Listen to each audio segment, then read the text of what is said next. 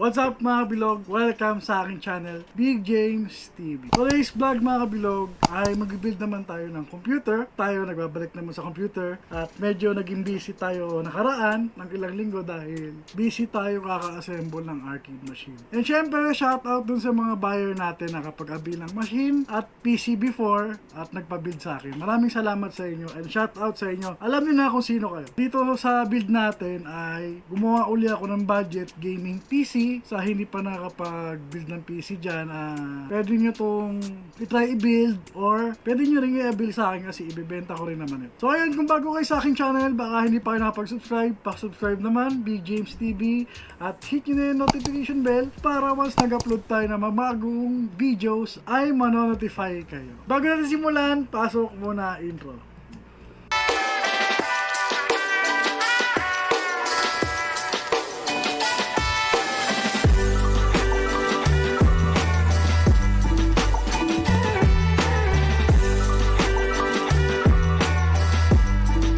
Ayun mga kabilog, this build is Ryzen 3 32,000G or 3,200G. So, ito yung nakuha natin. Tray type uli sa supplier natin. At yung kasama niyang cooler is stock AMD. So, ito yung karaniwan hinahanap ng iba na gusto nila stock cooler. So, check natin nila stock cooler yan. Stock cooler ng AMD. Karaniwan kasi nakuha ko mga kabilog is yung YGT cooler na RGB. Hindi ko siya nakuha ngayon.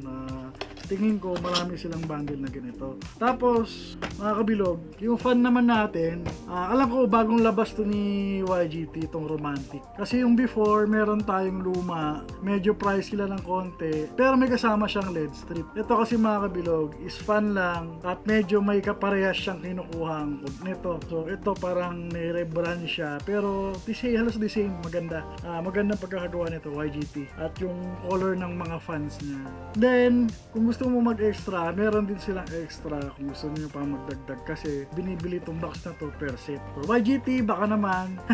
So, this video is not sponsored by YGT. Favorite ko lang si YGT kasi maganda yung mga product nila.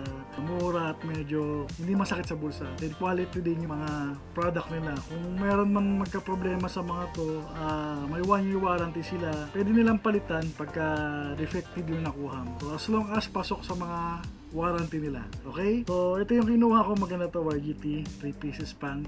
And then may remote na to. Tapos, hindi available yung HyperX na RAM. Ang available nila ngayon, itong King Specs. Itong King Specs na to, alam ko, Taiwan ata to nakukuha. Kasi nakita ko rin, nag-offer din sa akin to ng supplier na to. Maganda rin to, King Specs. 8GB RAM, 66 MHz. Then, yung storage natin, mga kabilog, sa OS, importante, SSD para mabilis yung booting ng computer natin at process. Kasi kung HDD pa rin ang gamit nyo, mga kabilog, alam nyo naman yan gaano kabagal yung HDD. Yung pa rin gamit nyo, upgrade natin yan. Message lang ako dito sa Big James TV. Comment kayo sa baba. Kung gusto magpa-upgrade ng SSD, pwede tayong mag-upgrade. So, 240GB SSD. Ito yung gagamitin natin sa pag-install ng operating system.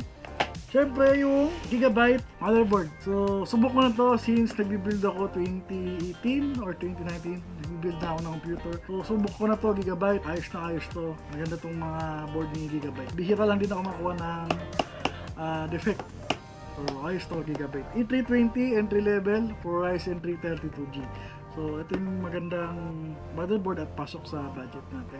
Tapos, sponsored pa rin yung YGT pero hindi siya true rated. Standard PSU lang natin siya ginagamit sa mga PC na walang GPU. Kumbaga yung gagamitin kasi natin ditong partner sa Ryzen 3 is wala naman siyang external GPU. Maganda siya gamitin tong ganitong PSU sa mga walang GPU. Kasi kung yung build mo is mayroon ng GPU, dapat mag-upgrade ka na ng true rated PSU. So, at least bronze or branded kasi hindi pwede yung generic lang na pwedeng mamatay yung computer mo. So, dapat true rated PSU. I recommend kung may budget naman talaga. Hindi masama mag true rated PSU sa mga may budget. So, ito lang kasing ginagamit natin mga standard PSU yung walang 4-pin or 8-pin para dun sa mga GPU. So, ang gagamitin kasi natin is Ryzen 3 lang kaya ito muna gagamitin natin. And then, YGT, quality pa rin yung gawa nito. Tapos, storage natin. Yung SSD, importante, may partner siyang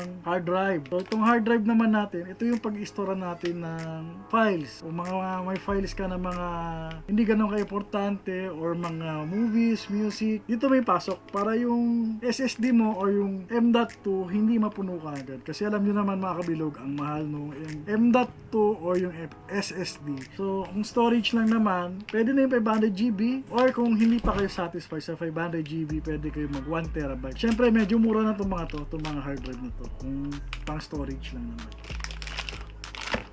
Tinatamad mag LAN cable, ang ginawa ko na lang, Wi-Fi dongle. Syempre, para maging wireless na yung CPU natin. So, pag meron kang ganitong, buksan natin, LB-Link 150 wireless adapter. So, pwede ka na mag-Wi-Fi dito. So, hindi mo na kailangan ng LAN cable para makapag-internet. So, kung meron ka nito, yung computer mo parang laptop na lang. Para siyang laptop kasi makaka-detect na siyang Wi-Fi using this Wi-Fi dongle. So, kasama to sa package na binild ko. So, mamaya, ilalagay ko yung presyo pagkatapos ng video na. Then, yung monitor niya, YGT pa rin. YGT, baka naman. So YGT, so ang ganda ng packaging nila no, para siyang gaming PC. Ang ganda ng packaging ng YGT, para siyang high-end na monitor. Pero yung quality nito mga kabilog, ayos na ayos. Hindi siya yung parang karaniwang monitor na parang pag hinawakan mo is parang fake. Ito kasi para siyang solid talaga. Kung magagawang YGT, hindi siya porkit YGT lang. Pag nahawakan mo yung texture nito, iba yung quality yung gawa ng YGT. Meron siyang 60 Hz refresh rate and full HD niya 1440 by 900. So yun nga, meron nga siyang energy savings. So 19 inch lang yan, pero yung 24 inch nila, pag nakita mo yung 24 inch, parang akala mo is pang flagship na monitor. So ito, entry level pa lang yan, 19 inch. Pag nakita natin, mamaya, testing natin to. Papakita ko sa inyo yung itsura. Tapos, ito, previous na lang natin tong keyboard. Ano ba itsura nito? Old stock na kasi sa akin to mga kabilog. Gusto ko rin mag-build ng PC ulit. Hindi na ako nakapag-build ng PC. So, color white, regular keyboard, RGB. So, kasama na to sa previous. Papamigay na lang natin doon sa gusto mag-avail. Then, yung case natin, hindi mawawala yan. YGT pa rin. Kita nyo naman, B709 gaming case. So, yung ganda ng front nun. Yung front nung case na to, parang katulad sa akin. Kung nakikita nyo yung sa akin, ito, yung mesh. Buksan natin to. Kamukha to yung mesh niya. Pero sa akin, mahal kasi yan. Ibang case yan, ibang brand. So, unbox natin to. So, ayun, ang ganda nga ng harap niya. Yung mesh niya, diamond. Para siyang diamond na may pag-ganon-ganon. So, halos ganito rin yung case ko sa likod. Kung nakikita niyo yung CPU ko sa likod. Pero mas malaki yun. Ewan ko, anong brand ba to? Ayun pala mga kabilog, Techwear. Alam ko, nabili ko ata yan ng around 6,000 before. So ito, sa ganitong halaga, meron na kayong ganitong design. Kaparehas nung sa likod ko. So hindi nyo na kasi makita, medyo nakaharap kasi doon. So ganito rin yung design nun, pero medyo mas malaki itong sa akin na sa likod. Halos kaparehas siya, ganito rin. Then yung sides, ayan, kita nyo naman, hindi siya yung generic case, tempered glass na siya. Then yung logo niya YGT. So makikita nyo dito sa baba, lagayan to ng hard drive sigurado. Hard drive, then power supply. So yung ganito mga mid-tower case to. Buksan natin para makita nyo. Tanggalin muna natin itong salamin. Cute kayo, sakto lang. So, ayun yung loob niya. Sok na sok to sigurado mamaya pag nag-build tayo. Papakita ko sa inyo yung actual build. Tanggalin natin yung front.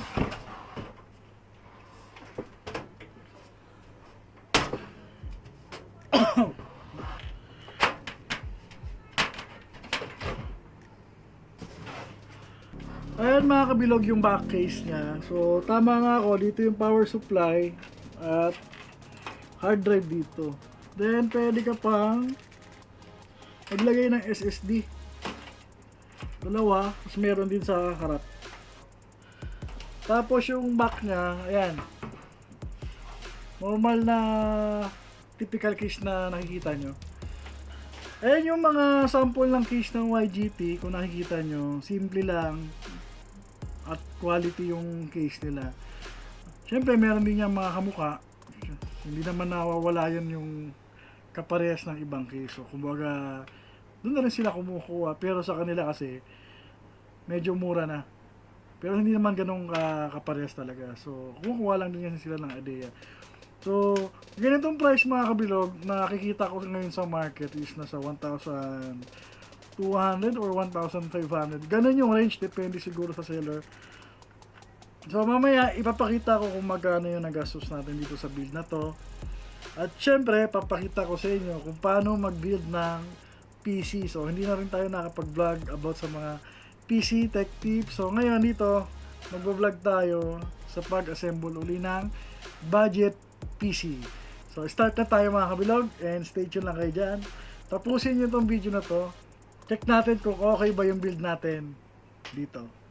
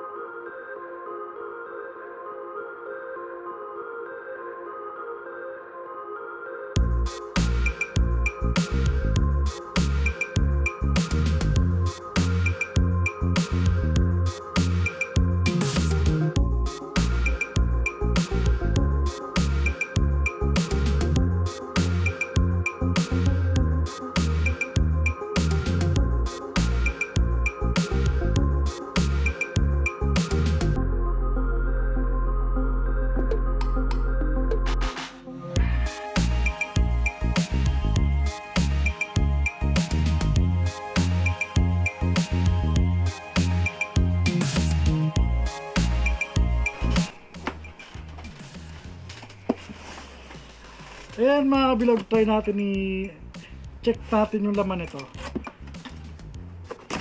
para makita nyo ano yung tsura. Pero gagawin ko rin ito na unboxing review para makita nyo.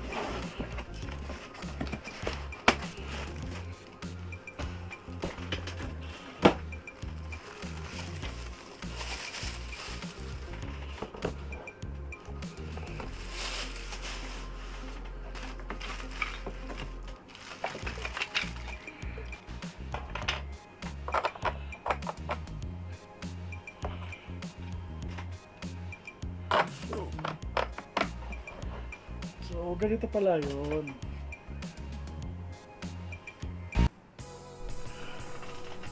At ayun mga bilog, natapos na tayo sa pag-build at pag-install ng operating system. So, ito yung actual unit.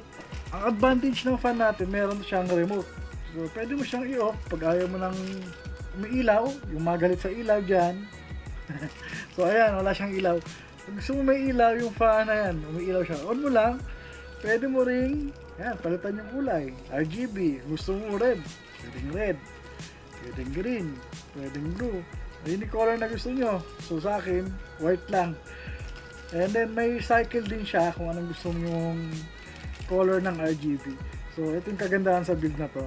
Yung RAM nito, 8GB na, 2600 MHz. RAM, 240GB. Meron siyang HDD din 500GB. So lahat yan mga kabilog, brand new, binild natin, pinakita ko sa inyo kung anong magiging itsura.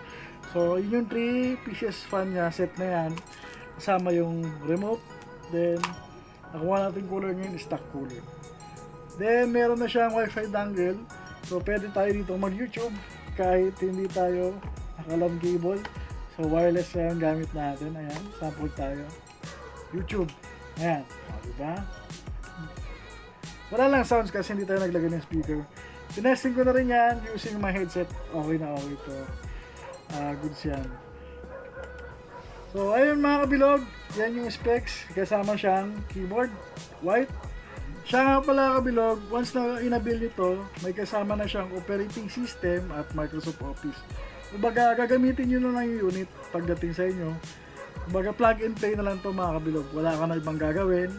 Mag-i-install ka na lang ng games na gusto mo or mag-download ka ng games na gusto mo. So yun na lang ang gagawin nyo mga kabilog. Very affordable at madali lang itong setup natin. So gusto mo nga mapag-avail, message lang ako. Plug and play lang yung mga kabilog. Sa mga interested, message lang ako sa Gigabit Tech PC sa FB page ko or sa B James TV, message lang ako. Kung may mga katulungan kayo, comment lang kayo sa baba sa comment section. Kung gusto niyo magpa-build ng PC or gusto niyo i-avail to, message lang ako. Alright? At ayun mga bilog, nag-build lang tayo ng PC Ryzen 3 32G. So, tinesting din natin siya gamit tong headset ko. So, okay naman siya. So, nakakapag-build naman tayo before ng mga step by step PC.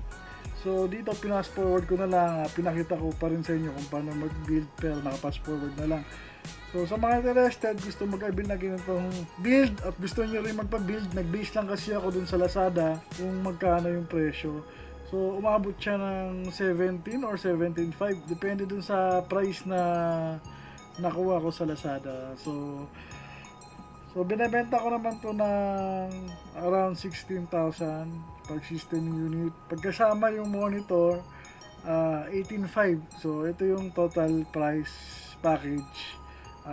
Pag binenta na natin, so mas mura dun sa nakita ko, binabaan ko ng presyo. So bahala na kayo, compare nyo na lang. Kinompare ko siya sa Lazada price.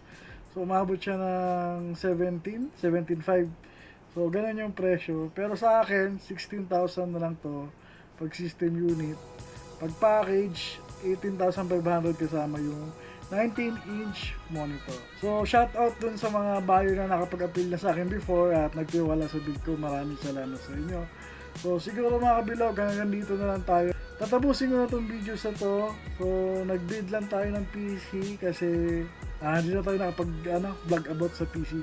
Pero gagawa pa tayo ng mga unboxing videos at parts para mapakita ko sa inyo kung ano yung magandang pwedeng bilhin na pyesa para sa computer niyo.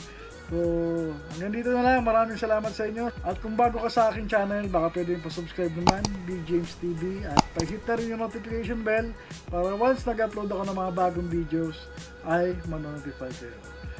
So, stay tuned lang kayo dito sa channel ko at see you to my next videos. Peace out!